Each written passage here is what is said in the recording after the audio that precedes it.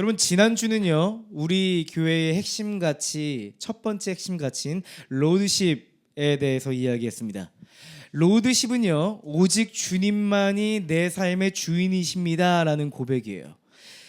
오직 주님만이 교회의 주인이시고 머리이십니다 라는 고백입니다. 교회는 이 첫 단추로부터 출발한다는 사실이고요, 우리의 존재는 이 로드십으로부터 출발해야만 함을 여러분과 함께 나누었습니다. 여러분 이 고백이 우리 교회의 가치관이 되었으면 좋겠고요, 세계관이 되었으면 좋겠습니다. 그리고 여러분이 살아가시는 그 삶의 모든 영역에서 여러분의 삶과 가정과 일터에서 여러분이 맺는 관계에서 이 로드십이 드러나기를 열망했으면 좋겠습니다. 오늘은요 두 번째 핵심 가치를 나누고자 합니다. 두 번째 핵심 가치는요 인스피레이션입니다. 우리 한번 다 같이 한번 읽어볼까요? 성령의 임재를 사모하며 신령과 진정으로 예배를 드립니다. 오늘 아까 찬양도 인스피레이션이었던 것 같습니다. 하나님의 영감이 있는, 하나님의 그 영이 있는 그런 충만한 예배 찬양이었던 것 같은데요. 인스피레이션, 그런 공동체가 됐으면 좋겠습니다. 교회는 예배 공동체여야 하고요, 우리의 존재는 예배적 존재여야만 합니다. 오늘 이 주제에 대해서 함께 이야기해 보고자 하는데요. 여러분은 보통 무엇을 하면서 스트레스를 풀고 쉬시나요? 한번 생각해 보시겠어요? 여러분은 보통 무엇을 하면서 스트레스를 풀고 이렇게 휴식을 하시나요? 한번 이 시간 생각해 보셨으면 좋겠습니다. 제가요 마음 깊이 존경하는 목사님이 있습니다. 제가 첫 번째 목회자로 사역했던 그 교회의 담임 목사님이셨어요. 이번 주에요 그 분을 찾아뵙거든요. 제가요 그분을 찾아뵙고 태극탕, 후르츠, 케이크도 선물해드리고 인사를 드렸습니다. 그동안 한 약 1년 만에 만나 뵌 것 같은데요, 그동안 살아가던 이야기, 또한 교회 개척 이야기 이렇게 나누었습니다. 그분은요 저에게 굉장히 예수님 같은 분입니다. 왜 예수님 같았냐면요, 제가 여태까지 만나본 목사님들은 대부분 부교육자에게 하는 태도와 성도들에게 하는 태도가 무척이나 달랐습니다. 성도들에게는 무척이나 친절한 넓은 품의 목사님이셨지만 부교육자들에게는 호랑이 같은 그런 목사님들이 많았거든요. 근데요 그 목사님은요, 예수님 닮았다고 하는 그 목사님은요 희한하게 성도들을 대하는 태도와 일개 전도사일 뿐인 저에게 하는 태도가 똑같은 거예요. 항상 존댓말을 해주시고 전도사님이라고 불러주시고, 제가 설교를 하면 맨 앞에 항상 앉으셔서 한 번도 졸지 않고 경청해 주셨던 기억이 납니다. 그리고 나서 설교가 끝나고 나서 저를 항상 격려해 주셨고, 전도사님의 말씀에 제가 은혜를 받았다고 이야기를 해주시면서, 저는 담임 목사이지만 전도사님도 하나님의 종이기 때문에 저는 전도사님을 평가하지 않겠습니다 라고 이야기하시면서 다음부터 편안하게 설교하시라고 이렇게까지 이야기해 주시더라고요. 그분의 따뜻함과 그분의 진실함은 연기가 아니었습니다. 예수님으로부터 흘러나오는 그 아름다운 성품이었어요. 그분이 가진 리더십, 성품, 사람을 대하는 태도, 또한 겸손함, 따뜻함까지요. 저는요 그분에게서 너무 닮고 싶다, 나도 저런 목회자가 되고 싶다, 아니 저런 사람이 되고 싶다는 열망을 불러일으킬 만큼 그분의 존재는요 굉장히 매력적이었어요. 제가 신대원에 입학하면서 이제 전도사 사역을 시작했는데요, 아무래도 공부에 치이고 또 사역에 치여서 마음의 여유가 하나도 없었고 지친지도 모르고 열심히 살아가고 있었습니다. 처음으로 휴가를 받았어요. 처음으로 휴가를 받았습니다. 근데요 갑자기 쉬려니까 굉장히 어색한 거예요. 그때가 7월이었던 걸로 기억을 하거든요. 이제 신대원에 입학하면 1월, 2월에 헬라어, 히브리어 강좌를 하고요, 3월부터 이제 본 강좌, 신학 강좌가 시작이 됩니다. 사역은 당연히 1월부터 1월에 부임했던 것 같아요. 1월에 부임을 해서 바로 수련회 준비를 하고 굉장히 숨가쁘게 지나가잖아요. 7월이 된 거예요. 7월 휴가가 온 겁니다. 제 몸이요 일하는 것에 익숙하고 공부하는 거에 익숙하고 과제하는 거에 익숙하고 사역하는 것에 익숙해져 가지고 어떻게 쉬어야 될지 모르겠는 거예요. 막상 방에 덩그러니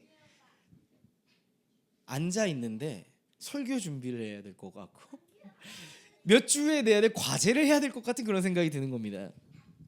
근데요 담임 목사님한테 문자가 띡 하고 온 거예요. 어떤 문자였는지 아세요? 바로 이 문자입니다. 전사님, 기계는 쉬지 않는 것이 능력이지만 사람은 쉬어야 능력을 발휘할 수 있습니다. 사람은 쉬어야 능력을 발휘할 수 있습니다. 전사님, 푹 쉬고 오세요. 딱 이 메시지를 저한테 보내주시는 거예요. 저는요 여전히 이 문자를 잊지 못합니다. 2013년 7월에 받았던 문자인데 약 13년이 지난 지금까지 이 문자를 기억하고 있습니다.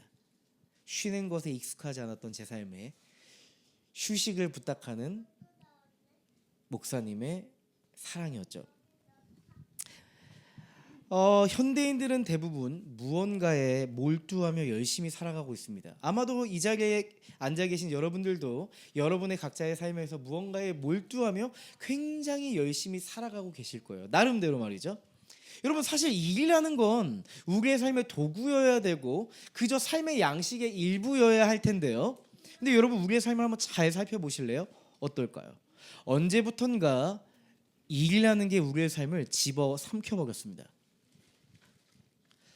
일을 안 하면 불안해지고 내가 아무것도 하지 않고 있으면 내가 무가치하고 쓸모없다고 느낄 만큼 불안해집니다. 그래서 우리는 뭔가 계속 해야 하지 않으면 안 되는 불안 상태에 놓이지 않나 이런 생각이 들어요. 워커홀릭의 상태인 겁니다. 워커홀릭. 어떠세요? 여러분 워커홀릭 상태에 혹시 놓여 보신 적 있으세요? 여러분 아까 제가 이야기했던 것처럼 굉장히 아이러니한 건 우리가 일할 때가 아니라 일을 끝내고 쉴 때입니다. 여러분 우리의 쉴 때의 모습을 한번 떠올려 보실래요? 우리는 쉴 때조차 마음 편히 잘 쉬지 못하는 경향성이 있습니다. 실컷 일하다가 휴식을 갖잖아요. 그러면 우리는 굉장히 이 쉬는 것에 대해서 과제처럼 생각합니다. 아마도 여러분들이 갑자기 휴가가 많이 생겼다고 하면 이런 생각을 하실 겁니다. 내가 가진 돈을 사용해서 휴가 계획을 잡고 이 대한민국을 탈출해서 해외로 떠나야겠다. 막 이런 생각이 들어요. 누군가 그런 강박관념을 심어주지 않았는데 우리는 내가 일한 것에 대한 보상 심리로서 무언가를 돈을 쓰고 시간을 쓰고 또한 몇 달 전부터 치밀한 계획을 세워서 대단한 휴가를 보내야 될 것 같은 그런 사고를 가집니다. 누구에게 보여줘도 정말 너 좋은 휴가를 보냈구나 말할 만큼의 휴가를 갖기 위해서 계획을 시작합니다. 잠시만요. 네. 뭔가 내게 보상을 주기 위해서 일처럼 휴가도 계획하고 휴가를 가서도 어떠셨어요? 좀 편히 쉬면 되는데 계획을 촘촘하게 짜서 열심히 휴가를 일처럼 보내는 겁니다. 쉼마저도 이러한 강박으로 치열하게 살아가는 것이 우리의 삶이 아닌가 전 이런 생각을 해봅니다. 여러분 치열한 인생을 살아가는 여러분들에게 오늘 지금 드리는 이 예배는 어떠한 의미인가요? 치열한 인생을 살아가는 여러분에게 예배는 어떠한 의미인지 질문 드리고 싶어요. 그냥 예배는 어떤 의미인가 이렇게 질문하지 마시고 치열한 인생을 살아가는 내 인생에 예배는 어떤 의미가 되고 있는가 한번 오늘 이 시간 질문해 보시면 어떨까요? 치열한 인생을 살아가는 우리에게 예배는 너무나도 중요합니다. 왠지 아세요? 예배는요 우리의 삶의 브레이크 타임이거든요. 여러분의 치열한 인생의 예배가 브레이크 타임이 되고 계신가요? 한번 생각해 보시면 좋을 것 같습니다. 예배가 과연 내 삶의 브레이크 타임이 되고 있으세요? 여러분 오늘 인스피레이션 우리 교회의 핵심 가치이고 또한 우리 인생의 핵심 가치여야만 하는 인스피레이션, 이 예배에 대해서 오늘 한번 깊이 말씀을 통해서 생각해보고 또 우리의 삶에 적용해보고 우리가 함께 교회로서 살아냈으면 좋겠습니다. 하나님의 창조는요 완전한 창조였습니다. 퍼펙트했습니다. 여러분, 사람이 만든 것은 어때요? 아무리 잘 만들어도 수정 보완해야 됩니다. 고쳐야 되고 보수해야 되고 업데이트해야 됩니다. 삼성 폰, 아이폰, 테슬라 모든 것들이요 계속 끊임없이 수정 보완합니다. 업데이트를 합니다. 그렇죠? 여러분, 인테리어도 그렇습니다. 한번 인테리어를 쭉 하고 끝낼 것 같지만 보다 보면 이것도 고쳐야 될 것 같고 저것도 고쳐야 될 것 같고 이걸 좀 추가해야 될 것 같고 이건 좀 투머치하다 이렇게 생각이 들 때가 있단 말이에요. 여러분, 심지어 인간관계도요 끊임없이 업데이트해야 됩니다. 업데이트하지 않으면 그 관계가 끊어질 수 있습니다. 서로 만나서 서로의 근황을 묻고 요즘의 정서를 알아채고 그 사람에게 필요한 대화를 할 때 그 관계가 깊이 이어질 수가 있습니다. 인간관계조차 정서적으로 연결되는 이 업데이트가 필요합니다. 이 정서적 연결이 한동안 되지 않으면 아마도 그 사람에게 연락이 오지 않고 나도 잘 연락하지 않게 되지 않으셨어요? 그런데요, 제가 말씀드리고 싶은 건 바로 이겁니다. 하나님이 만드신 세계는요 업데이트할 필요가 없어요.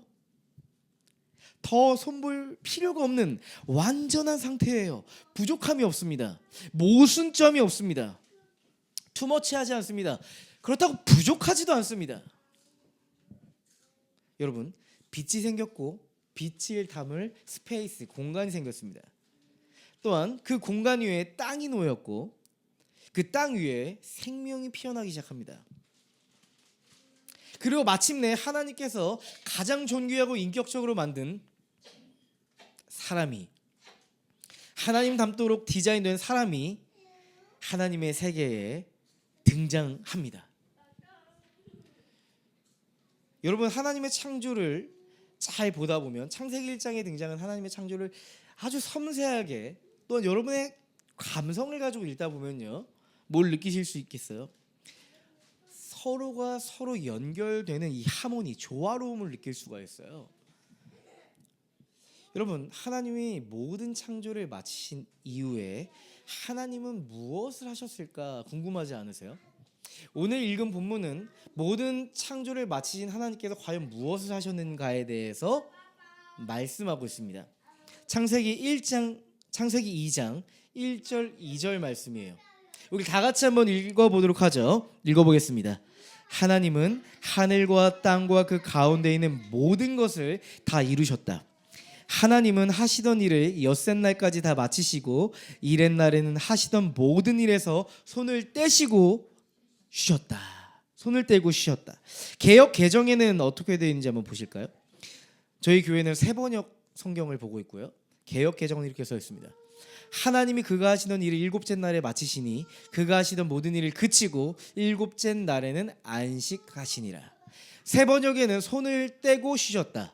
개역 개정에는 안식하시니라라고 써 있습니다. 보통 순수한 아이들이 성경을 읽으면 이런 생각을 할 겁니다. 하나님이 쉬셨다는 표현을 보면 이런 생각을 할 거예요. 하나님이 6일 동안 너무 열심히 창조하셨나 봐. 우리 아빠가 일하고 돌아오면 우리 엄마가 일하고 와서 돌아와서 소파에서 쓰러져 있는 것처럼 하나님도 소파에 쓰러져 계신 거 아닐까? 뭐 이런 생각을 할지 모르겠어요. 여러분, 근데 하나님의 그 본질에 대해서 한번 생각해 보시죠. 하나님은 전능하신 하나님이십니다. 하나님은 졸지도 피곤하지도 않으시는 신실한 하나님이라고 성경은 말해주고 있잖아요. 그죠? 하나님은 지금 창조의 노동에 짓눌려 계시지 않습니다. 창조의 노동에 짓눌려서 피곤해하실 만한 분이 결코 아니십니다. 하나님의 안식은 에너지가 다 떨어져 버려서 필연적으로 해야만 하는 어떤 충전, 쉼이 아니었습니다. 근데 이런 궁금증이 생기지 않으세요? 성경은 왜 하나님의 쉼, 하나님의 안식에 대해서 말하고 있는 걸까요? 여러분 원어적으로 보면 좀 더 깊이 디테일하게 알 수 있을 것 같아요. 쉬었다 안식했다는 히브리어는요 샤바트라고 하는 히브리어입니다. 샤바트. 쉬다, 그만두다, 하던 일을 멈추다. 번역을 잘 했어요. 근데 이 하나님의 이 샤바트는요 단지 이제 쉬어야겠다는 의미가 아니라 이제 더 이상 아무것도 할 필요가 없을 정도로 완전하다라는 선언입니다. 이제 내가 더 할 필요 없는 할 필요가 없다는 선언이에요. 하나님의 창조가 너무나도 완전하기 때문에 나는 더할 나위 없이 이제 그것을 내 창조물들을 보면서 만족감을 얻으면 되는 상태, 안식하면 되는 상태가 바로 샤바트입니다. 이만하면 충분하다. 아주 좋다. 더할 나위 없이 좋다. 여러분 이런 느낌 최근에 가져본 적 있으세요? 어떤 남자를 만나는데 너무 좋다. 더할 나위가 없다. 없다. 없으시네요. 네, 없네요. 표정을 보니까 다 눈을 이렇게 이런 표정이셨어요. 이 만족감과 평안이 하나님의 안식이었던 겁니다. 여러분 창세기 1장을 보면요. 첫째 날부터 여섯째 날까지 항상 같은 표현이 나와요. 한번 보실래요?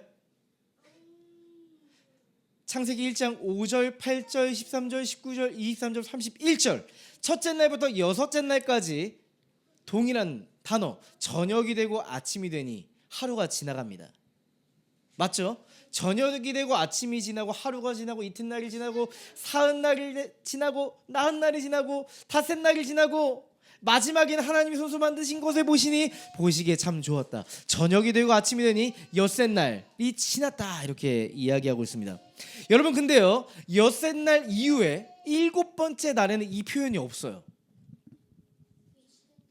그 이후의 날, 일곱째 날이란 말 표현도 없고요. 이 이후의 날에는요 이런 표현이 없습니다.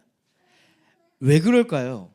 하나님은 더할 나위 없는 완전한 창조 세계에서 하나님이 만드신 피조물들과 더불어 안식을 누렸음을 의미하고 있습니다. 여러분 이건요 하나님의 안식이었을 뿐만 아니라 피조물의 안식이었고요. 또 하나님이 가장 존귀하게 만들었고 가장 사랑스럽게 만들었고 가장 인격적으로 만들었던 인간의 안식이었습니다. 여러분 그러니까 인간이 누릴 수 있는 최고의 안식은요 하나님과 더불어 함께하는 거였습니다. 인간이 누릴 수 있는 최고의 안식은 하나님과 함께하는 이 관계에 있었어요. 여러분 혹시 그런 경험 있으세요? 너무 좋은 사람과 함께 1시간, 2시간 대화를 했는데 이상하게 너무 마음이 편안하고 내 안에 있던 정리되지 않았던 마음들이 정리가 되고 그리고 뭔가 모르겠지만 내 안에서 내 내면 안에서 뭔가 열망이 솟아오르고 힘이 났던 경험 있으실 겁니다. 사람과의 관계 안에서도 우리는요 그 관계에서 나오는 이 풍성함과 회복을 통해서 우리는 쉼을 누려요. 그래서 우리는 본능적으로 힘들잖아요. 누굴 찾아가고 싶어요? 나에게 도움이 되고 힘이 되고 서포트를 해줄 수 있는 정서적 지지를 해줄 수 있는 사람을 찾아갑니다. 요즘에는 그런 사람이 마땅치 않으니까 돈을 내고 상담사를 찾아가거나 목사님을 찾아가거나 인격적으로 훌륭한 사람을 찾아가서 멘토링을 받기도 하죠. 여러분 이런 그림을 한번 생각해 보셨으면 좋겠어요. 가장 완전하신 하나님 안에서 그 관계 안에서 인간이 안식을 누리는 그 그림을 한번 떠올려 보시죠. 이 안식이 하나님이 디자인하셨던 쉼의 원형이었고요. 진정한 안식의 표본이에요. 여러분 근데 우리 인생은 왜 그런 걸까요? 왜 지금 우리의 인생엔 안식이 없고 쉼이 없을까요? 하나님이 우리에게 왜 안식이 없는 건가요? 이런 질문이 생기지 않으세요? 맞습니다. 이 안식이 단순간에 깨져버립니다. 한순간에 깨져버렸습니다. 이 죄라는 건 하나님과의 관계를 깨뜨렸고 지난주에 나누었던 하나님과의 관계성 로드십을 깨뜨려 버렸습니다. 여러분 로드십이 깨지고 나서 우리에게 발생했던 현상이 뭐냐면 쉼이 깨졌다는 겁니다. 안식이 깨졌다는 겁니다. 사람은요 하나님으로부터 흘러들어오고 하나님으로부터 발생하는 이 평안, 이 샬롬, 이 안식과 쉼을 잃어버렸습니다. 그리고 이 안식을 어떻게 되찾아야 할지도 망각해버렸고 기억상실증에 빠져버렸습니다. 여러분 우리는 이렇게 생각하죠. 힘들 때 여러분 힘들면 그 원인을 어떻게 따져보시나요? 요즘 내 일이 너무 힘들어서 그래. 내가 요즘 체력이 딸려서 그래. 내 삶이 힘들어서 그래. 지금 상황만 조금 지나면 좀 나아질 거야 이렇게 생각합니다. 맞을 수도 있습니다. 그런데요 조금 더 깊이 근원적인 원인을 따져본다면 안식이 없는 이유는요 단지 바쁜 상황 때문이 아니라 그 바쁜 상황으로 인해서 하나님과의 관계도 바빠져서 잃어버렸기 때문입니다. 하나님과의 관계를 잃어버리기 때문이에요. 여러분 하나님이 우리를 왜 만드셨을까 곰곰이 한번 생각해 보실래요? 여러분이 앞으로 결혼을 왜 하시려고 하는지 한번 생각해 보실래요? 내 평생의 보험이 돼줄 사람, 한 달에 1,000,000원씩 갖다 줄 수 있는 남자, 1,000,000원씩 갖다 줄 수 있는 여자. 요즘 여성분들도 능력이 많으시니까요. 이런 배우자를 만나서 내 평생 안식을 누리겠다 이런 생각하시는 분 없으시죠? 그렇죠? 여러분 하나님도요 마찬가지였습니다. 하나님께서 사람을 만드실 때 내가 사람들을 만들어서 내가 하기 귀찮고 힘든 거 다 사람들에게 맡기자 노동자를 찾으셨던 게 아닙니다. 일할 사람이 부족해서 사람을 만드신 게 아니에요.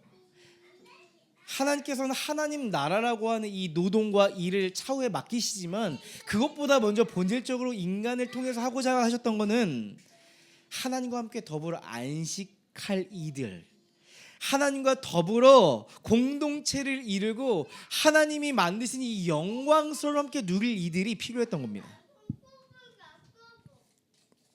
그래서 하나님은 모든 창조가 시작되고 나서 야 빨리 가서 일해 라고 하시지 않습니다. 하나님이 모든 창조를 마치신 후에 인간을 곧바로 노동의 현장으로 보내시지 않고요.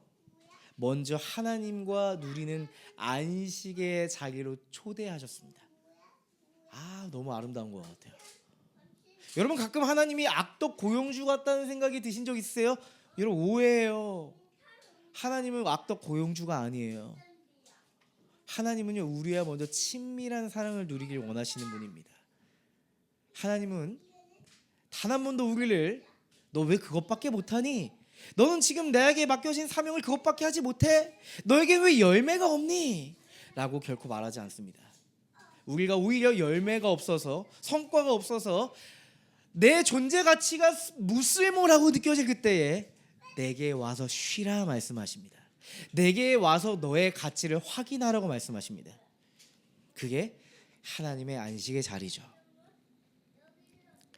여러분 하나님이 사람에게 주신 첫 번째 선물은요 일이 아니라 관계였다는 걸 기억하세요. 하나님과의 사귐, 코이노니아였다는 것을 꼭 기억해 주세요. 하나님과의 관계 안에서 누리는 샬롬, 평안, 그리고 안식, 이것이 본래 우리가 포지셔닝 해야 될 위치였다는 거죠. 우리는 지금 기억해야 합니다. 하나님은 지금도 우리를 안식의 그 디자인 안에서 우리를 초대하고 계시다. 이걸 꼭 기억해 주세요. 그래서 예배는요, 예배의 본질은 하나님의 그 안식으로의 초대에 우리가 리스폰스, 반응하는 겁니다. 하나님이 우리를 초대하실 때, 안식으로 초대하실 때 반응하는 거예요. 근데 우리는 이 초대를 응하지 않을 때가 있어요. 여전히 과거에 매여서, 지금 내 인생의 피곤함에 매여서 예배에 앉아있긴 하지만 안식의 자리에 초청받지 못합니다. 우리가 하나님의 안식을 바라보지 않고 있는 거죠. 여러분 열정적으로 살아가는 내 인생을 한번 살펴보시면 성과도 있고 열매도 있고 그동안 여러분이 이루신 것들이 많이 있을 텐데 한켠에 내 존재를 한번 살펴보시면 많이 지쳐있다 이런 생각 드신 적 없으세요? 그렇게 내 영혼이 많이 지쳐있을까? 언제 이렇게 많이 지쳐있을까?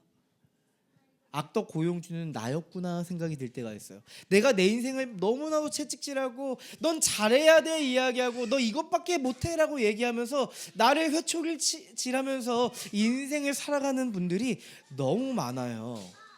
그러다가 혹시 여러분 안에 번아웃이나 공황장애가 찾아오신 분들이 혹시 있을지 모르겠어요. 저에게 찾아오시는 분들이 이 두 가지 케이스가 많아요. 공황장애와 번아웃. 근데 원인을 스스로 몰라요. 내게 왜 공황장애가 왔고 왜 나에게 번아웃이 온지를 잘 모르겠다는 거예요. 여러분 그거 아세요? 번아웃의 핵심 원인은 과로가 아닙니다. 단지 과로가 아니래요. 내 삶에 끝나지 않는 상태가 지속될 때, 의미 없는 지속이 계속될 때 번아웃이 온다는 거예요. 의미가 없는데 내게 의미가 아닌데 이걸 반복해서 내가 해야 하고 이것이 끝이 나지 않으려는 생각을 가지면서 그냥 기계처럼 하는 겁니다. 그때 우리 몸은요 셧다운하는 거예요. 우리 몸을 강제로 이 전원 버튼을 꺼버리는 겁니다. 우리가 느낄 땐 번아웃이에요. 난 할 게 많아요 지금. 과제도 해야 되고 취업 준비도 해야 되고 자격증 준비도 해야 되고 연애도 해야 되고 돈도 벌어야 되고 주식도 해야 되고 신앙생활도 해야 되고 복사도 해야 되고 모든 걸 다 해야 되는데 갑자기 셧다운이 되면 너무 당황스럽잖아요. 그러니까 우리가 결국에는 이 번아웃을 회복하려고 하는 이유가 뭐예요? 빨리 일을 해야 되니까. 내가 뭔가 지금 내가 나에게 맡겨진 과업을 해야 되니까 내 존재를 돌보는 목적이 아니라 번아웃을 빨리 해결해서 그 다음 스테이지를 가려고 하는 목적이 우리 안에 생기는 겁니다. 여러분 사람의 뇌는요 일과 쉼을 구분하고 싶어 한대요. 뇌가 그렇대요. 뇌 과학으로 보면 일하는 영역과 쉼의 영역을 분리하고 싶어 한다는 거예요. 그래서 굉장히 프로페셔널한 사람들은 일과 쉼을 분리시킨다고 하잖아요. 일하고 나서 곧바로 이 상황을 바꿔서 쉼의 시간으로 전환한다는 거예요. 근데요, 여러분 우리의 삶을 한번 잘 살펴보세요. 우리의 핸드폰은요, 지금 여기 안에 핸드폰이 있는데요, 엄청나게 많은 울림이 와 있습니다. 밤 사이에 확인 하나도 안 했습니다. 핸드폰이 밤늦까지 울립니다. 아침에는 알람이 울립니다.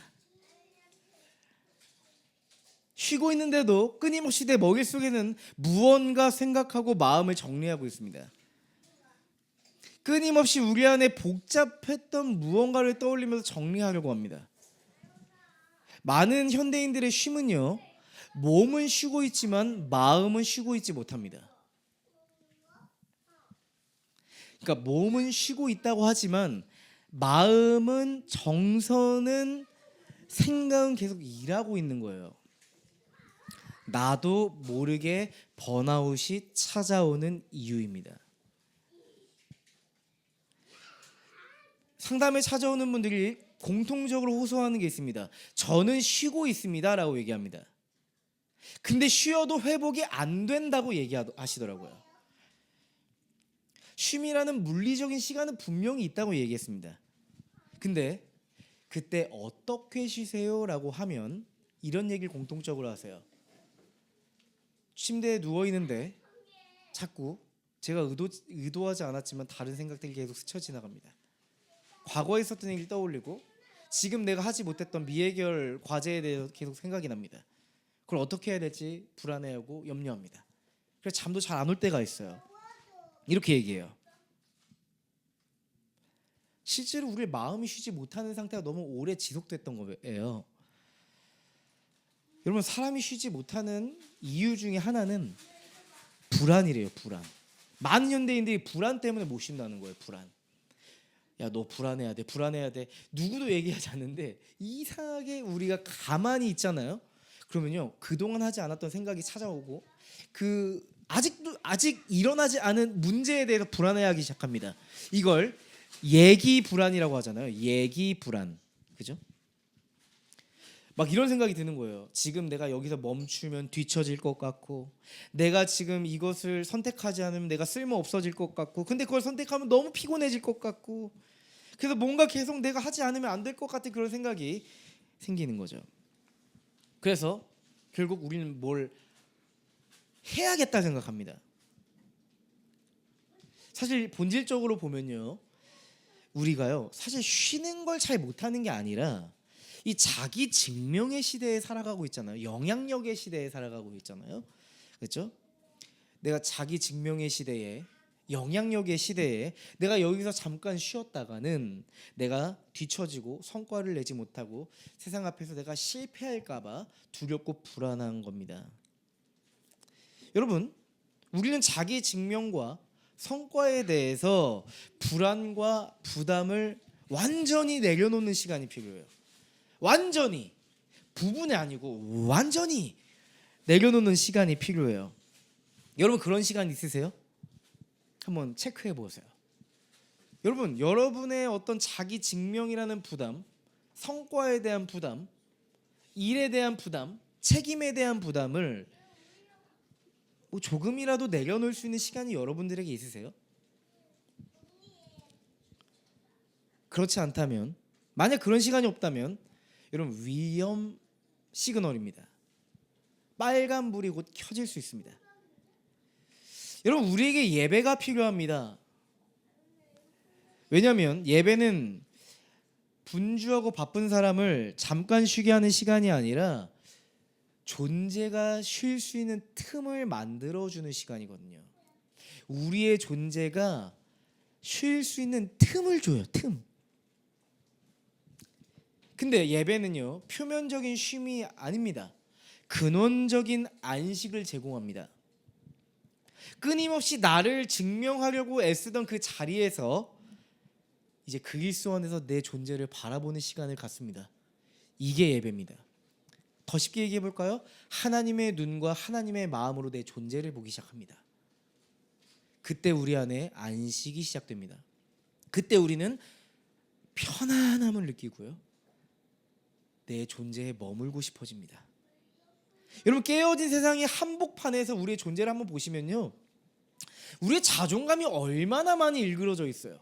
사람들 앞에선 자존감 있는 모습을 보여주려고 하지만 홀로 내 방에 우두커니 앉아 있으면요, 내 작은 모습, 망가진 자존감이 보여요. 내 망가진 자존감을 회복할 수 있는 시간, 하나님의 시선과 마음으로 내 삶을 소망할 수 있는 거, 그게 예배입니다. 그게 하나님께서 디자인하신 예배의 모습이었어요. 여러분, 그리스도인들이 신앙이 좋든 신앙이 좀 미약하든 상관없이요, 우리 인생이 힘들잖아요. 그럼 우리 안에 어떤 갈망이 있냐면, 오늘 교회에 가서 예배를 드릴 때 회복이 좀 됐으면 좋겠다, 이런 마음이 들어요. 희한하게. 그렇지 않으세요? 평소에는 그냥 아무 생각 없이 교회 왔다 가고 빨리 예배 끝났으면 좋겠고 오늘 하루가 끝났으면 좋겠다 생각하다가도 이상하게 조금 지치고 힘들고 고되고 내가 스스로 내 인생을 해결할 수 없다고 생각이 들 때쯤 오늘 예배에 가서 내 인생에 좀 회복됐으면 좋겠다, 이런 열망이 들어요. 희망사항이 생겨요. 근데 놀랍게도 여기 있는 모든 분들은요, 이런 경험이 하나씩은 다 있으실 겁니다. 과거에 예배를 드리면서 힘들었던 내가 회복되었던 그 기억 하나쯤은 다 가지고 계실 거예요. 그러지 않으세요? 아마 여러분들이 예배에 대한 기대감이 있다는 얘기죠. 있을 겁니다. 또한 우리가 예배에 대한 기대감은 우리 상태에 따라 달리 되기도 하고요. 또한 이런 거 있잖아요. 이제 돌아오는 화수목 아이자야 61 컨퍼런스 가니까 이제 아이자야도 만나고 제이어스도 만나고 예전단도 만나는데 사실 예수님 만나야죠. 네, 오직 예수인데 찬양팀 만나면 안 됩니다. 네. 근데 어쨌든 누가 설교하느냐가, 어떤 찬양팀이 서느냐, 음향이 어떠냐, 환경이 어떠냐가 사실 예배의 기대감을 좌우하기도 하는 것 같아요. 그러면서 오늘은 왠지 은혜 받을 것 같은데, 오늘은 왠지 이 분위기가 나를 압도할 것 같은데 막 이런 생각이 듭니다. 아주 좋은 설교자가, 아주 탁월한 찬양팀이 나에게 압도적인 은혜를 흘려보내줬으면 좋겠다 이런 생각이 들 때가 있습니다. 저에게도 그런 생각이 있습니다. 다음 주 화수목에 많은 은혜가 있었으면 좋겠다. 저도 예배자로서 거기서 뛰고 찬양하면서 하나님 예배하면서 회복되었으면 좋겠다 이런 생각이 들거든요. 저도 그 마음을 압니다. 또한 저는 예배자이지만 설교자이기 때문에 부담감이 있습니다. 열심히 준비하고 있습니다. 무거운 마음으로 부담을 느끼고 책임감을 갖고 있습니다. 기도도 간절히 합니다. 왜냐면요, 설교라는 게 어떤 이성만 가지고 연구만 가지고 되지 않아요. 하나님이 성령으로부터 흘러오는 그 압도적인 은혜가 있어야만 우리에게 우리 내면을 변화시킬 수 있더라고요. 맞아요. 설교자도 찬양팀도 많이 준비하셔야 되고 기도해야 되고 하나님의 은혜를 간구해야 됩니다. 근데 제가 말씀드리고 싶은 건요, 여기에 있는 많은 분들은 설교자가 아니기 때문에 설교에 대해서 강조할 필요가 없을 것 같습니다.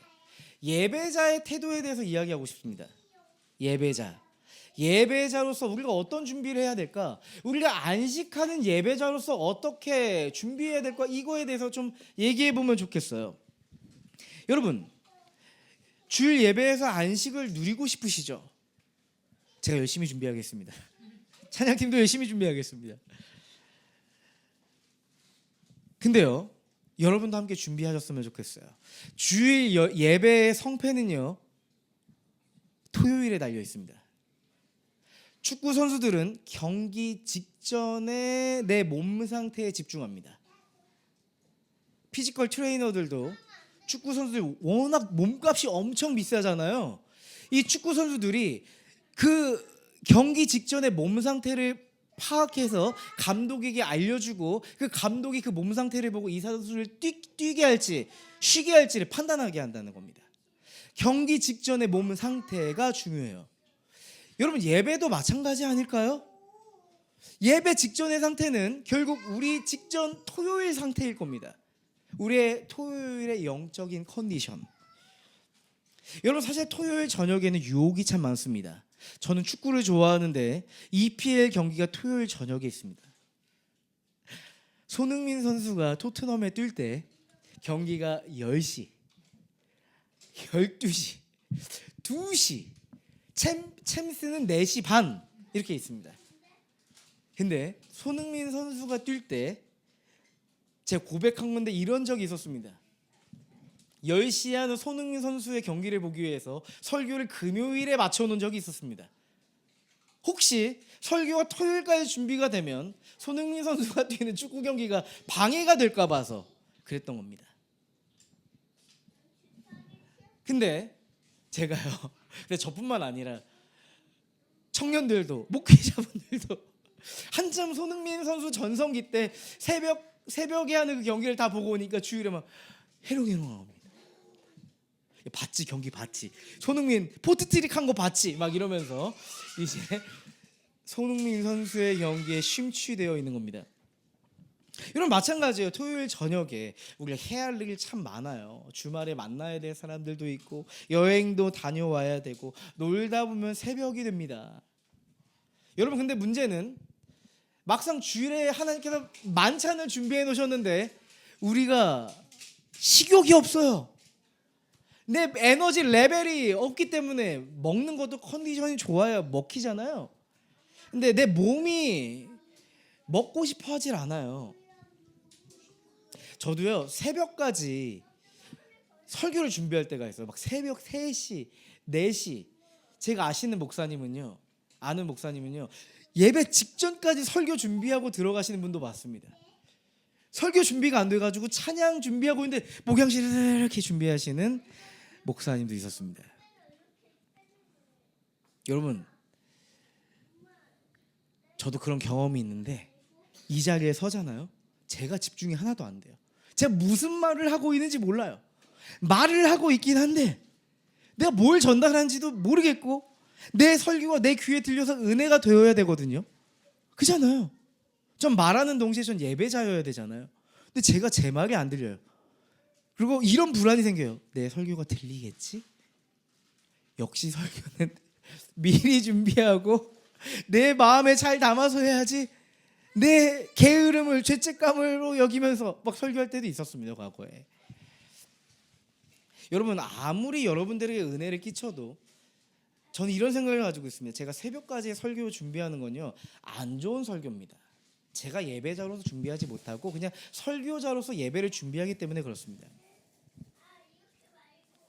설교는 겨우 준비하지만 예배자로서는 잘 준비하지 못한 상태가 되는 겁니다. 여러분, 예배 시간에 예배에서 우리가 안식을 누리기 위해서 우리가 일상을 정리하고 그 정리를 통해서 주일 예배를 기대할 수 있도록 세팅하는 거 필요합니다. 여러분이 한번 이렇게 실험을 한번 해보세요.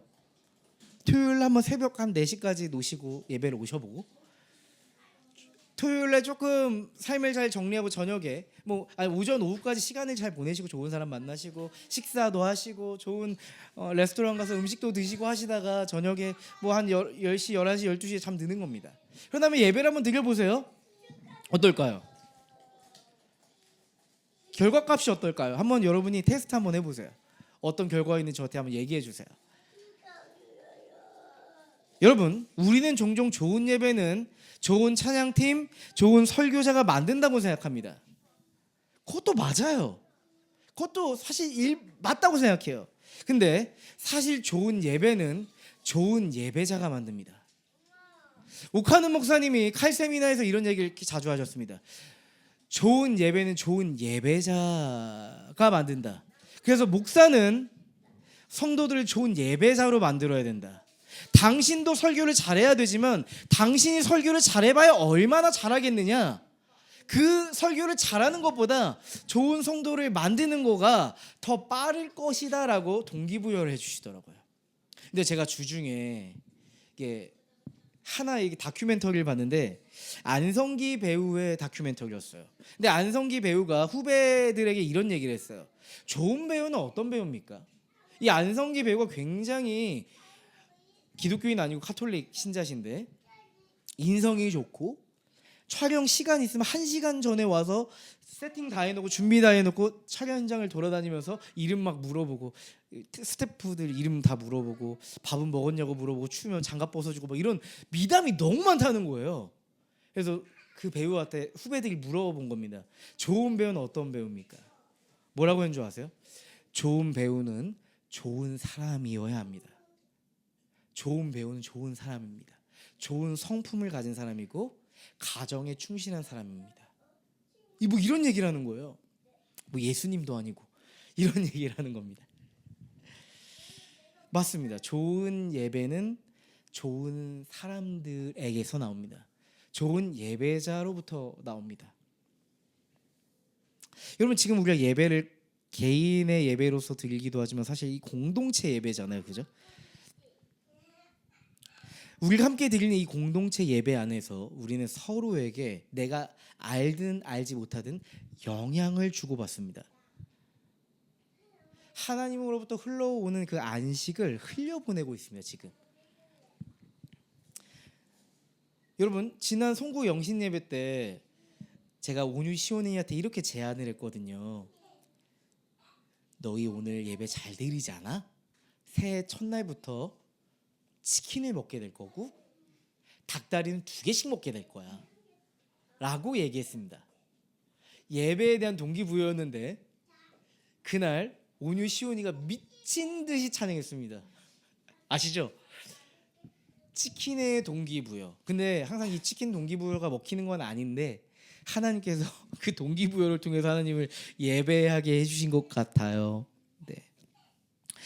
온유 시온이가 찬양을 뜨겁게 하니까 우리 그날 우리 해나 씨도 오시고 이렇게 가정도 오셨는데 같이 다 뜨겁게 서로가 동기부여돼가지고 서로 이 안식의 영향을 흘려받아가지고 뜨겁게 예배했잖아요. 기억나시죠? 맞아요. 여러분, 우리가 하나님의 말씀에 하나님을 찬양할 때 열정적으로 찬양하고 하나님의 말씀 앞에 경청하는 이 태도는요, 옆 사람에게도 흘러갑니다. 우리가 막 몰입해서 눈물을 흘리잖아요. 우리 서로에게도 나는 눈물 흘릴 마음이 없었는데 그 눈물이 옆에 사람에게 흘러갑니다. 공동체의 마음을 여는 게 우리 여러분들의 영향력이에요. 우리가 선한 영향력을 흘려보낼 수 있다면 예배에서 반대의 의미도 되겠죠. 여러분, 이 하품은 내가 원하지 않아도 하잖아요. 근데 하품을 하면 이상하게 내 옆 사람도 하잖아요. 지금 하품을 딱 해버립니다. 좋아요. 타이밍 아주 좋았어요. 네, 하품은 전염력이 있습니다. 맞아요. 여러분 마찬가지예요. 좋은 예배자들이 영적인 아주 깊은 몰입을 서로 만들기도 하고요. 반대로 중심을 잃은 예배자들이 영적인 해이를 만들기도 합니다. 여러분 진실하고 좋은 예배자들이 모이면 엄청난 영적인 시너지를 만드는 겁니다. 여러분이 그래서 주일 예배와 달리 어떤 집회를 갔을 때 다 갈망하고 열망하는 사람들이 모였을 때 나도 모르게 거기에 탑승해서 은혜를 받습니다. 그거예요. 영적인 시너지 안에 내가 들어갔기 때문에 나의 어떤 중심 없음과 나의 희미함이 거기서는 터지는 겁니다. 포텐셜이.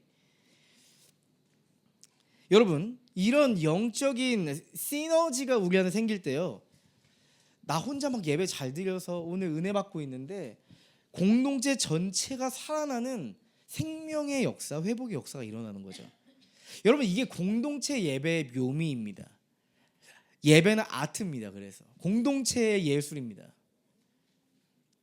하나님께서는요 함께 예배를 만들어 가길 원하세요. 함께 만들어 가는 겁니다. 예배는. 우린 대부분 예배를 만드는 건 설교자고 찬양팀이다라고 생각하지만 아니요. 예배자들이 예배를 만들어 가는 겁니다. 우리가 예배자로서 어떠한 애티튜드를 가지면 좋을까요? 여러 가지 태도가 있겠지만 저는 핵심적인 태도로 가면을 벗는 것이다 라고 말씀드리고 싶습니다. 하나님 앞에서 가면을 벗는 것입니다. 여러분 한번 잘 생각해 보실래요? 아담과 하와가 죄를 짓고 안식이 깨졌습니다. 처음 죄를 짓고 나서 하나님 앞에서 했던 첫 번째 행동이 뭐였죠? 숨었습니다. 숨습니다. 좀 더 디테일하게 얘기하면 잘못했지만 잘못이 없는 것처럼 숨었습니다. 가면을 썼습니다. 안식을 누리지 못할 때의 상태라는 겁니다. 예수 그리스도는 우리의 내면에 있는 가면을 벗게 하고 진실한 마음으로 하나님 앞에 나아가게 합니다. 여러분 한번 가면을 벗고 진실한 마음으로 하나님 앞에 서보세요. 눈물이 있고 콧물이 있고 엎드림이 있고 복종이 있는 그 예배. 여러분 그때 하나님의 역사가 여러분의 삶에 일어났던 기억이 있으시죠? 여러분 소중한 만남을 할 때 긴장감이 있습니다. 적절한 긴장이 있습니다. 내가 너무 만나고 싶었던 사람을 만나거나 내 이상형에 가까운 사람과 소개팅을 했다고 한번 생각해 보세요. 여러분 가슴이 뛸 겁니다. 긴장이 될 겁니다. 하지만 너무 과도한 긴장은 이 만남을 해칠 수 있기에 적절한 긴장감으로 순화해서 여러분 그 만남을 하실 거예요. 여러분 아마 여러분이 소중하고 여러분이 좀 좋아하는 사람들 앞에는 아름다운 모습을 보여주고 싶지 않으세요? 여러분 그 아름다운 그 적절한 긴장감을 가지고 하나님 앞에 서는 게 필요합니다. 하지만 그와 동시에 가면을 벗는 진실함도 필요합니다. 이 두 가지 축이 필요해요.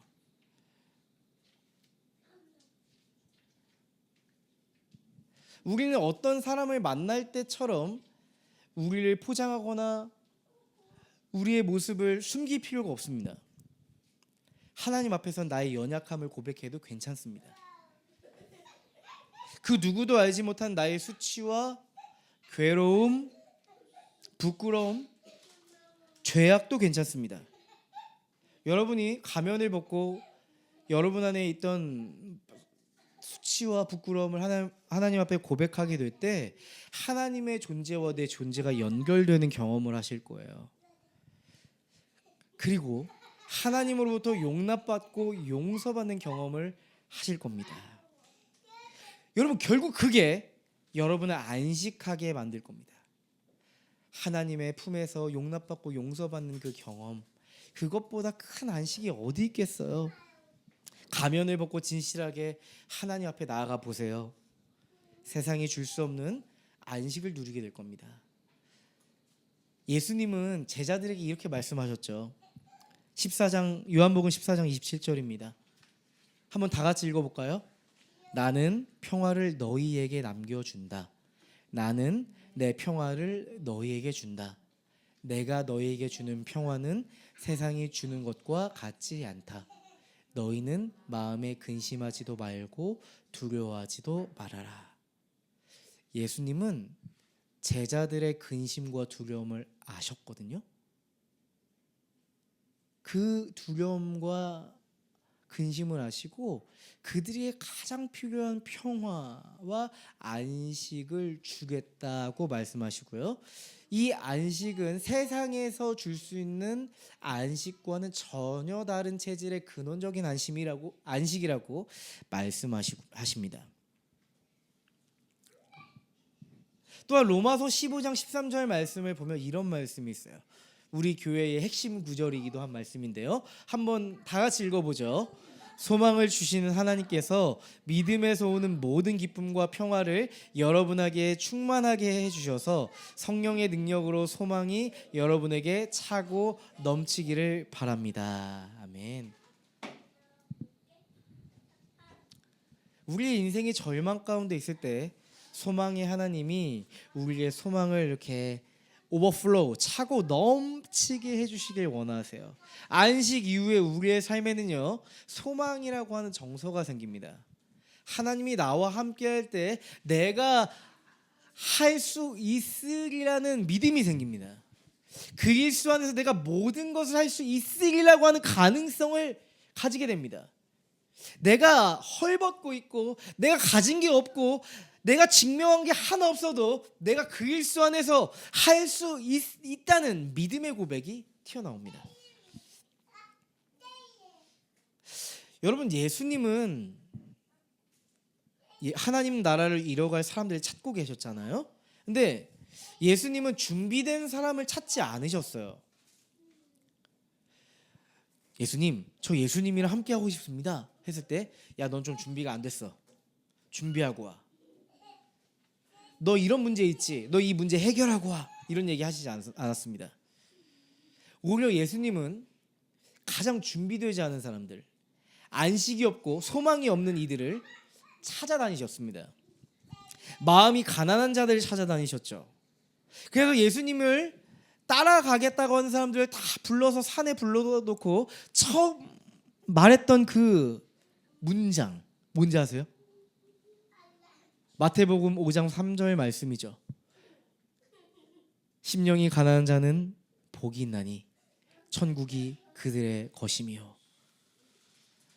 마음이 가난한 이들이 이 자리에 다 모였구나. 내가 가만히 보니 다 마음이 가난해진 이들이 여기에 있구나. 너희에게 복이 있다. 왠지 아니? 하나님의 나라가 너희에게 있기 때문이야. 이 말씀을 하시는 거예요. 예수님은 마음이 가난한 자에게 복이 있다고 말씀하십니다. 안식이 없는 이들에게 안식을 주는 하나님 나라를 경험하게 될 것이고, 마음이 가난해져서 아무것도 할 수 없는 이들에게 충만하고 풍족한 하나님 나라를 경험시켜 주실 것이기 때문이죠. 여러분, 이 이야기가 여러분들에게 소망되지 않으세요?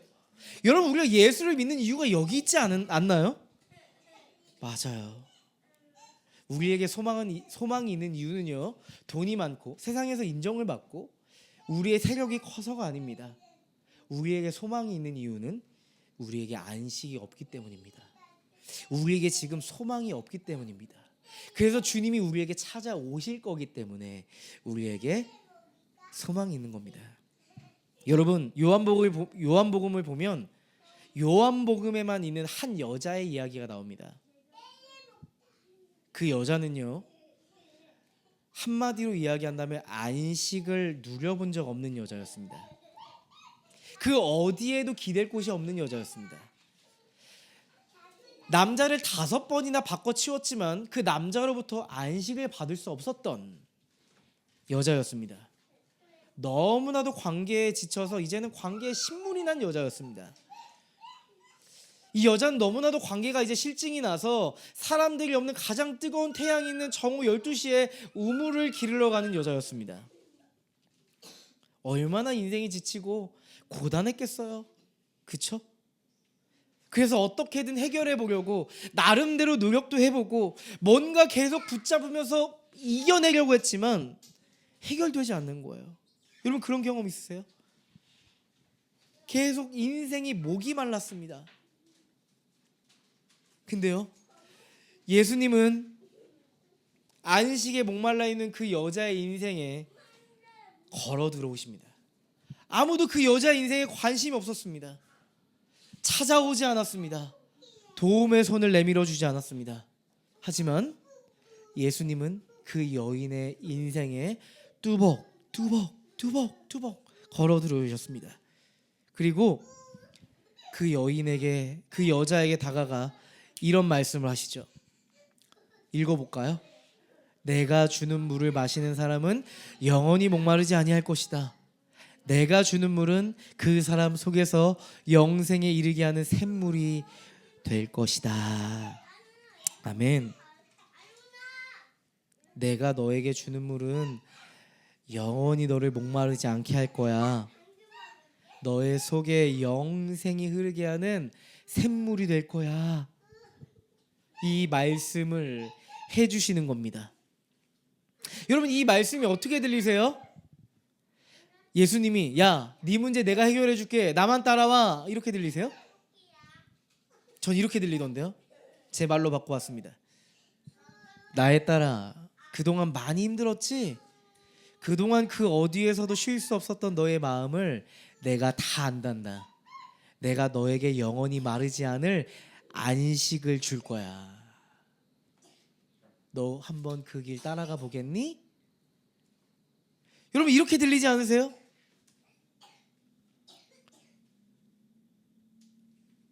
그 여인이 어떻게 반응했을까? 여러분이 그 여자였다면 여러분 어떻게 반응하셨겠어요? 눈물 줄줄 흘려가면서 그런 물이 있다면 주님 저도 마시고 싶어요 라고 하지 않았을까요? 여러분 근데 예수님이 이 이야기를 하고 나서 전혀 우리가 기대하지 않았던 말씀을 하십니다. 요한복음 4장 23절 아주 의외의 말씀이에요.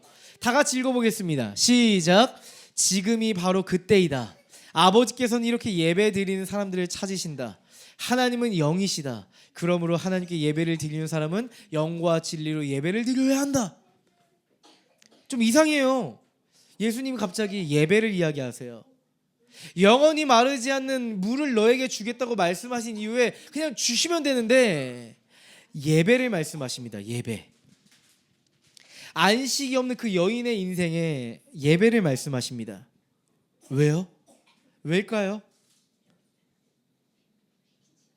하나님과 연결되는 그 예배는 그 여자의 인생에 안식을 줄 거기 때문입니다. 다시 일어설 수 있는 쉼을 줄 거기 때문입니다.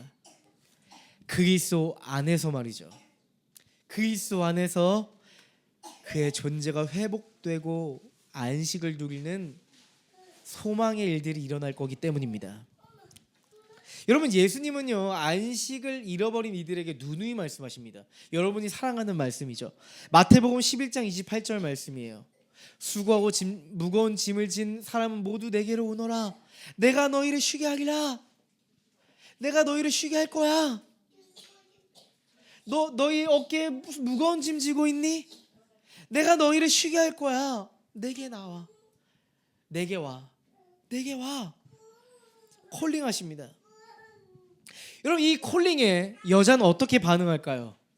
사실 그 여자의 모습은 2000년 전에 한 여자의 인생이 아니라 우리의 인생이기도 합니다. 우리의 인생도 목이 마릅니다. 다른 대체제를 가지고 우리 인생에 안식 삼고 있지만 안식이 없어요. 우리가 5 남자를 바꾸진 않았지만 이것저것 내 꿈을 찾아 내 인생의 소망을 찾아 헤매었지만 그 인생에 우리의 소망을 주지 못했습니다. 그래서 우리는 목이 마르고 눈물 흘리고 있고 인생의 무거운 짐을 지고 정오 12시와 같은 인생을 살아가고 있습니다. 뜨거운 태양 아래 깨어진 세상 속에서 신음하며 살아가고 있습니다. 여러분 어떤 반응을 보이고 싶으세요?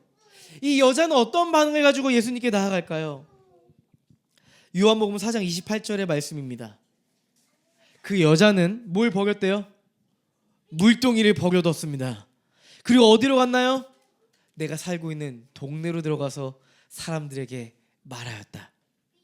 여러분, 물동이는요 뭐 다이소에 파는 2,000원짜리 5,000원짜리 물동이가 아니에요. 이 물동이는 그 여자에게 생존의 도구였습니다. 매일 반복되는 일의 현장이었습니다. 목마른 인생의 목마름을 일시적으로 채워줄 수 있는 인생의 방식이었습니다. 그런데 이 여자는 예수님을 만나서 안식을 경험하고 매일 지고 다녔던 그 물동이를 내려놓습니다. 목마름을 해결해주는 물동이기도 했지만 나의 인생을 뜨겁게 하고 무겁게 하는 그 물동이를 당장 그 자리에서 내려놓습니다. 진정한 안식이 그 여자의 인생을 완전하게 바꾸었습니다. 여러분, 성경은 그 여자가 안식을 누렸다 해서 끝내지 않습니다. 그 여자가 안식에 들어가 동네에도 들어갔다고 얘기합니다. 나와 같이 안식을 잃어버린 이들이 생각나서 동네에 들어가서 내게 주어진 그 안식을 전달하기 시작합니다. 소망을 잃어버린 이들에게 나아가 복음의 소망을 전달하기 시작합니다. 이 여자는 이제 하나님을 소망하는, 그리스도를 소망하는 이가 되었습니다. 이제 이 여인은 이전과 전혀 다른 삶의 결을 살아갈 것을 여러분 기대하게 되지 않으세요? 다시 그 정오 12시에 내일 나가서 내가 버렸던 물동이 찾아서 물을 뜨러 다닐까요? 아니요, 그렇지 않을 겁니다. 예수님을 만나서 예배가 회복된 그녀의 인생은요 이전과는 다른 완전히 구별된 삶으로 살아가게 될 겁니다. 배를 버리고 그물을 버리고 따랐던 베드로와 같이 그는 물동이를 버려두고 예수님을 따라 살아가게 될 겁니다.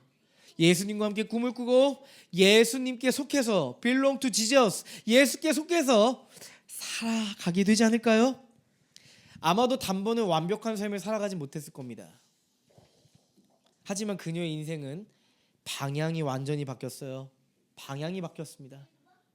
완전히 바뀐 것은 아니지만은 방향이 완전히 바뀌었습니다. 예수 그리스도를 향해서 하나님이 인간에게 디자인하신 존재의 방식으로 완전히 바뀌어서 이제 아름답게 빚어질 겁니다. 여러분의 존재도 방향이 바뀌었다면 여러분의 존재는 이제 아름답게 변할 겁니다. 누가 봐도 매력 있을 만큼 하나님이 보시기에도 매력적이지만 그 누가 보아도 매력적인 인생으로 변화되고 말 겁니다. 오늘 창세기 2장 3절의 마지막 말씀 보면 이런 말씀이 있어요. 이튿날에 하나님이 창조하시던 모든 일에서 손을 떼고 쉬었으므로 하나님은 그날을 복되게 하시고 거룩하게 하셨다. 안식을 누리는 모든 피조물들에게 또한 사랑하는 인간에게 복되게 하셨고 거룩하게 하셨대요. 안식 이후에 발생한 우리 인생의 변화는 하나님의 복이고 하나님의 거룩입니다. 안식은 그냥 기독교에서 말하는 한 줄의 위로가 아니에요. 하나님의 안식은 우리의 존재를 변화시키고요, 하나님의 복을 추구하게 만들고 우리의 존재의 결이 이제 거룩을 향해서 막 달리고 싶은 그런 막 열망이 쏟게 만드는 거죠. 여러분 지금 어떤 상태에 있으세요? 이제 안식을 누리고 싶은 열망의 상태세요? 안식을 누리고 있는 상태세요? 아니면 안식을 이미 충만하게 누리고 하나님의 복을 추구하며 거룩을 향해 달려가고 싶으세요? 아마 이 영적인 발달 단계 안에 여러분들이 있으실 겁니다. 네, 하나님은 그 여자를 안식이 없는 삶에서 안식의 삶을 넘어 거룩의 삶으로 발전시키십니다. 예수님은 그 여인을 안식이 흘러 들어오는 예배로 초청하셨다는 걸 꼭 기억해 주세요. 그 출발점이 예배였다는 걸 기억해 주세요. 계속 이제 목마른 채로 살지 않아도 돼. 예배 안에서 예수를 만나라. 나에게 속한 삶을 살아가면 된다. 무너졌니? 지쳐있니? 다시 나에게 들어와 쉬면 된다. 그 출발점이 예배였습니다. 인스피레이션, 영과 진리로 예배였다. 영과 진리로 드리는 예배였다는 점을 마음에 새기셨으면 좋겠습니다. 하나님은요, 우리의 불안을 안식으로 바꾸시는 분입니다. 이 불안을 안식으로 바꾸시는 분입니다. 홀로 내 삶을 증명하고 싶어, 이런 삶에서 하나님께 내 삶을 드리는 삶으로 바꾸실 겁니다. 여러분, 예배는요, 삶의 주인을 회복하는 시간입니다. 우리의 로드십을 회복하는 시간이고요, 또한 잃어버린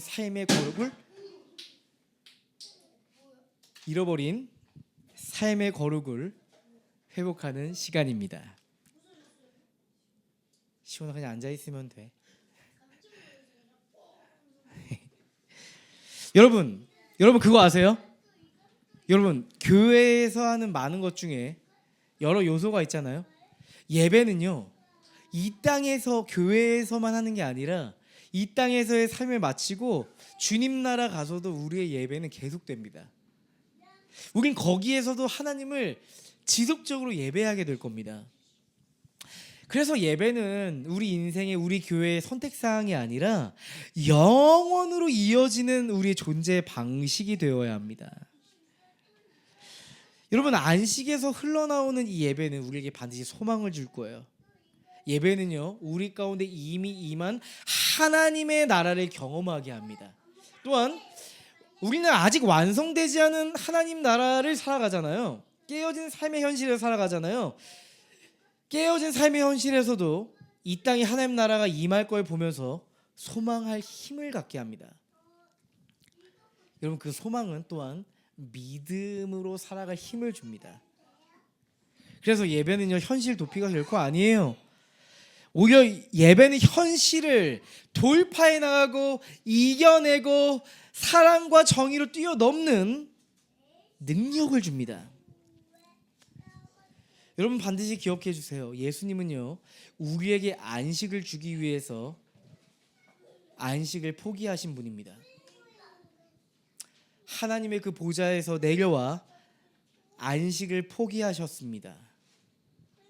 예수님의 십자가는 우리의 존재에 안식을 부여하기 위한 진실한 사랑이었다는 걸 기억하세요. 그래서 우리의 안식은 주일 하루에만 있지 않습니다.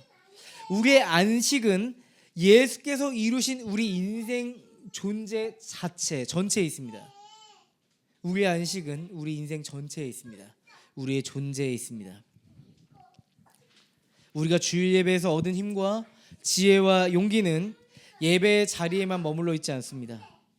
월요일의 자리로, 일터로, 관계로, 또한 삶의 가장 현실적인 순간으로 흘러가야 합니다. 여러분, 한 주를 살아가다가 지친 인생이 되셨다면 다시 숨을 쉴 수 있는 예배로 돌아오시면 좋겠습니다. 불안한 삶이 드리워질 때 하나님으로부터 흘러들어오는 안식을 기대하셨으면 좋겠습니다. 그것이 우리 교회가 붙잡아야 할 핵심가치 인스피레이션이고요, 지금 우리 인생에 필요한 인생의 방식입니다. 우리 주님의 마음을 우리의 마음에 새기면서 한번 읽어보면 좋겠습니다. 각자의 이름을 넣어서 주님의 마음을 우리에게 새겼으면 좋겠습니다. 읽어보겠습니다. 유나, 그동안 많이 힘들었지. 그동안 그 어디에서도 쉴 수 없었던 너의 마음을 내가 안단다. 내가 너에게 영원히 마르지 않을 안식을 줄 거야. 예배를 통해 안식과 소망을 누리기를 바란다. 아멘. 이 주님의 마음이 인생을 살아가는 여러분의 존재에 새겨졌으면 좋겠습니다. 이런 주님의 사랑을 경험하는 우리가 되기를 간절하게 소원합니다.